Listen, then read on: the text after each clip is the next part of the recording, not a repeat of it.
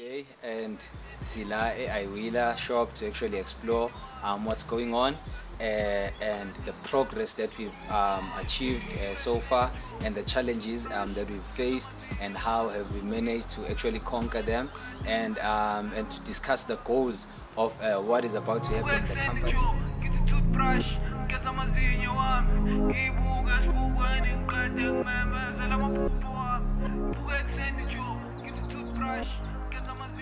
Question would be why? Why books? What about the medium of writing resonates now?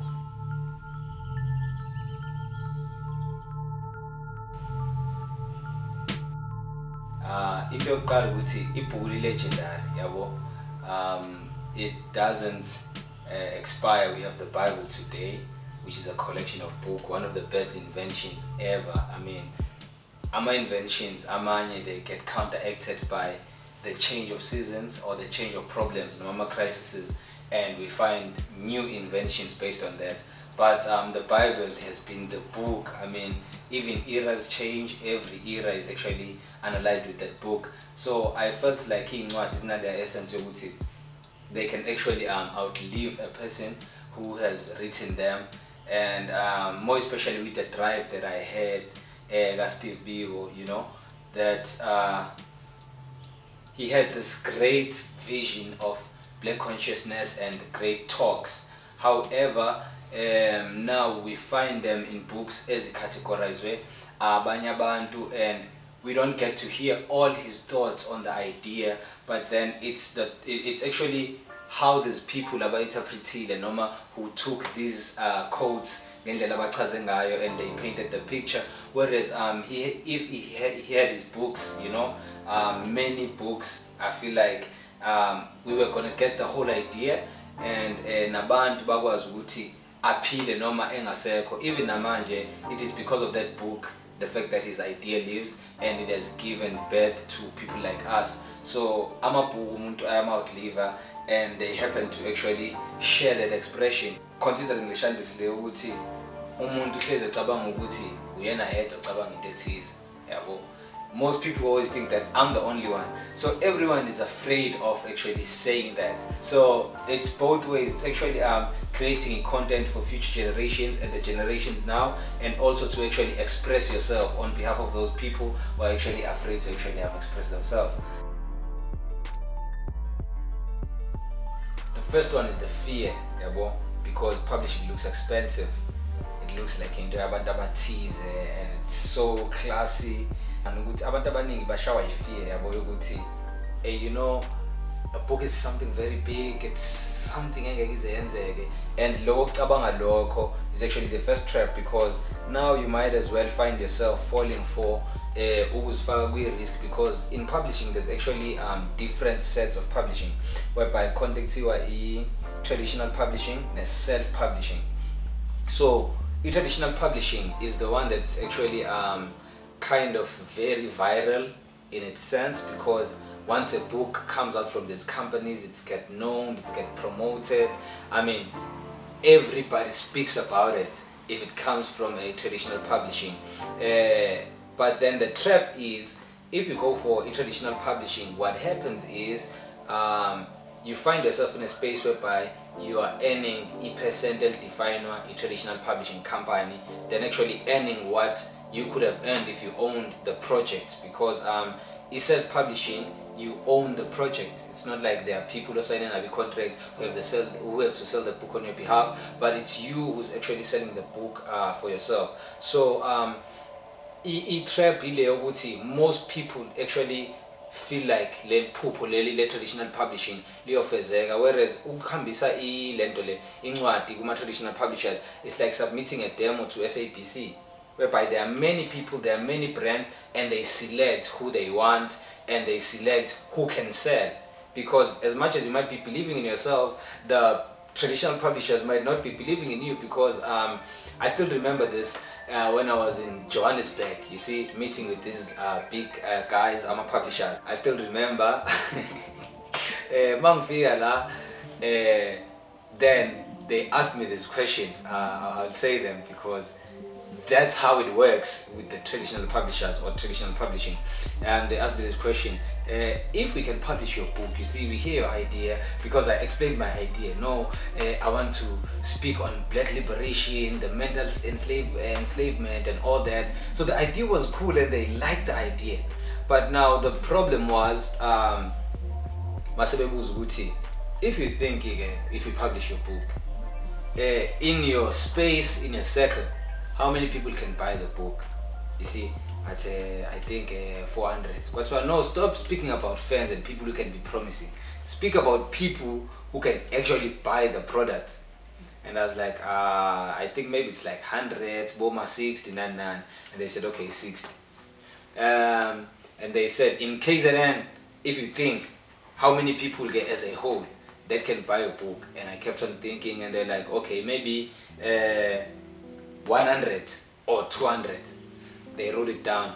And in South Africa, they were like, in South Africa, maybe Sasbala Nabantu, Eastern Cape and everywhere, maybe it can be like 300 or 400. So then they said 400 people. So they asked me this question, so does it mean that we have to pay all our money, all the professional editors, all the professional staff for actually 400 copies of books that can be sold? Then they told me, would you see, it's best that you go to KZN, go back to KZN, create a name for yourself, so that when you come back to us, you will have abantu abaningi that you can actually present to us, because the numbers that you're giving us are a bit small. So that's what you go through if you go with the traditional publishing stuff, that sometimes you have the idea, but then the people don't see what you see, or they see that it's actually gambling. So I always prefer that if it's your first book, just go for self-publishing, whereby you own the book, you are the one who's going to sell the book, promote it, and you get the profit yourself. Everything just belongs to you at that moment. Then when you are known, that's when Gamma traditional publishers can actually know you, because you already have the audience or generated with your first book that you actually did through self-publishing. I'll say that the company is self-publishing. It's actually an author coming to us with their stories. Traditional publishing, it's us looking for authors with stories that can sell, that can actually be marketable, you know what I'm saying? But then with self-publishing, that's why I said they can actually take self-publishing, because self-publishing, your thoughts, we publish them as they are. If I can actually show you this book, I Am My Father's Daughter by Thabani from Johannesburg. So in this book, she's actually speaking about her experience, you see, with his father being absent in her life. So that's not something that if we function as a traditional publisher, we can actually look out for, you know what I'm saying? But then this is a thought that someone feels like they can express. As I said earlier on, it's actually expression and preserving your expression.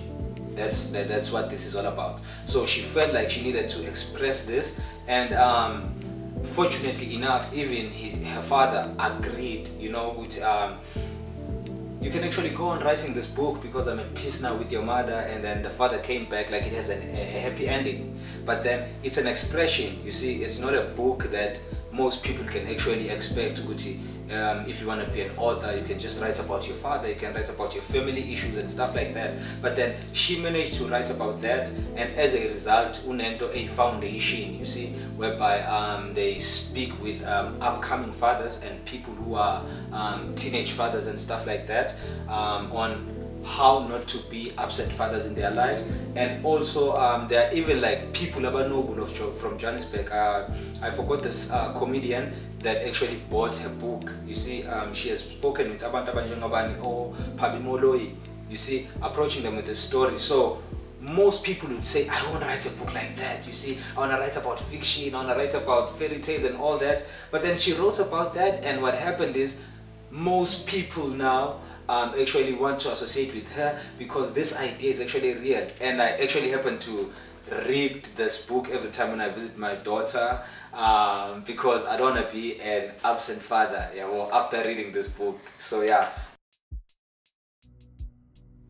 The first challenge that I faced was that I'm a qualified teacher. That's the first thing, and using honors in teaching, and I'm doing a master's teaching like KZN, of which I'm supposed to be doing research manager, and things just changed. So the first challenge was that I had to sacrifice being a Zulu teacher or finishing my masters, you see. So if you take a sacrifice or a risk like that, of which Mark Zuckerberg always say, the biggest risk that you can take is not taking any risk.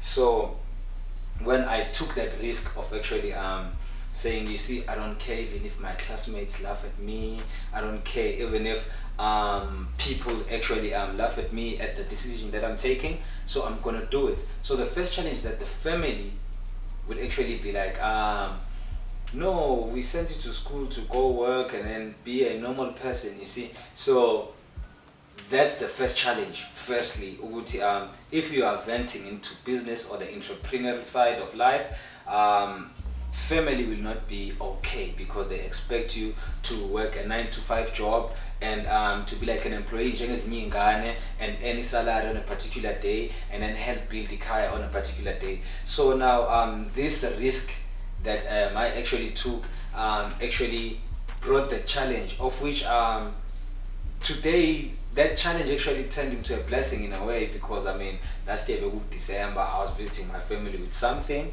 and every now and then I talk to mom and I give my mom something, you know what I'm saying? Because I actually had to understand that, you see, it's a risk. If you're taking a risk, nobody will understand you. That's the first thing that you should tell yourself. I mean, if you are starting something big, understand. Even Jeff Bezos always say, be ready to be misunderstood, and he's the world's richest man. So now most people think that they can make it, but they want to be understood. So that's the first challenge. Your family will misunderstand you because they don't see what you're seeing. I think you remember even the song that says, even when we sleep together but we don't see the same dreams. I said something like that in one song. So I mean, that's how it is in this life. People will misunderstand you. So your family will not understand. I mean, your friends will basically not understand. If you're in a relationship, your partner will surely not understand, because I mean, now you're putting in hours. You're putting the hours in terms of like going and selling and meeting with people. So now that's the first challenge. You get misunderstood, and usually by family or like the closest people. And any challenge, it's the fear competition, you know, that of which for me it's not a challenge. I'll just say it like that, because for me, I believe in what Jeff Bezos say. In Alibaba, they don't aim to be the best, but they aim to be the first. So I live in my world. Even Elon Musk speaks about it. He believes in the first principle, that he's the first one. So I kind of not see competition even to this day. I know that there are some people who are publishers and all of that, but I don't see competition. I feel like it's in uNkulunkulu bencwadi.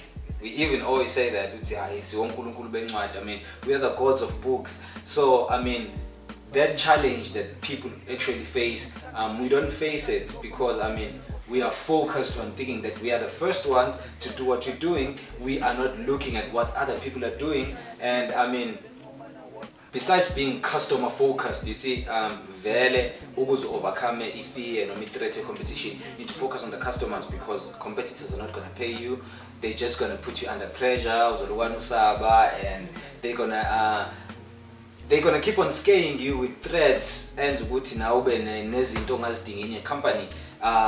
Whereas if you're just thinking that you are the only one, you see, with me, people come to us after being failed by some publishing companies, you see, big names, but then they still come to us. So when they come to us, trusting us, you see, with the services that we actually offer. Because what are we doing? We're just focusing on like providing the best service and thinking that we are the ones. And even when they say the names of the publishing companies, we don't know the names because we think that we are the ones. So even, I mean, there are other publishing companies, let them keep going, but we are the ones. IWILAH is the one. So, watch me, love me, trust me, be a soldier and you could ride the bus free. Work hard, no sleep, succeed. You can silence the gun, but you cannot hush me. Respect lang abafana basemlazi. Mabekuza ngami ukuthi ubani ufuna ukwazi. Ransom rizo wokuqala wamalasi. Akekho ufana nami la ekasi lamakasi. To welcome ladies and gentlemen. Siyanibingelela kule sayfa. Welcome.